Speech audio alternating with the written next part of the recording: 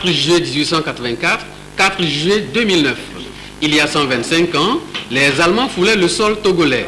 Et au lendemain, le 5 juillet, la position de la signature du roi Mlapa III de Togoville et du docteur allemand Gustav Nachtigal pour sceller le destin historique des deux pays. Le certificat d'union entre le Togo et l'Allemagne venait d'être établi après 21 coups de salve. Écrit en anglais, le traité de protectorat était beaucoup plus économique que politique ou culturel.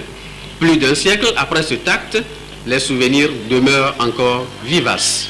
Les Allemands sont arrivés au Togo et descendus sur le sol togolais à Baguida. Et sans plus tarder, ils ont fait un traité de protectorat avec le roi Mapla de Togoville à Baguida ici, avec la présence du chef Koudolo Gassou de Baguida, qui dirigeait à l'époque le village de Baguida, qui fait la communauté de Bay.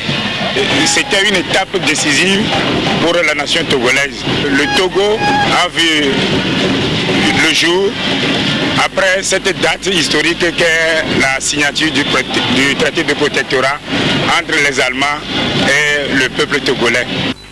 Au cours de cette manifestation, qui marque les 125 ans de l'amitié germano-togolaise, Alexandre Beckmann, ambassadeur d'Allemagne au Togo, a adressé un bref aperçu historique du passage des Allemands au Togo. Il a par ailleurs réaffirmé l'engagement de son pays à soutenir les actions de développement au Togo. L'Allemagne, comme par le passé, est disposée à accompagner le Togo sur le plan de développement et humanitaire pour que se réalisent non seulement des différents objectifs de développement, mais aussi de lutte contre la pauvreté. Première capitale togolaise, Baguida veut renforcer ses relations avec des localités allemandes. Pour ce faire, des démarches sont entreprises en vue de réaliser un jumelage avec la ville natale du docteur Nachtigal.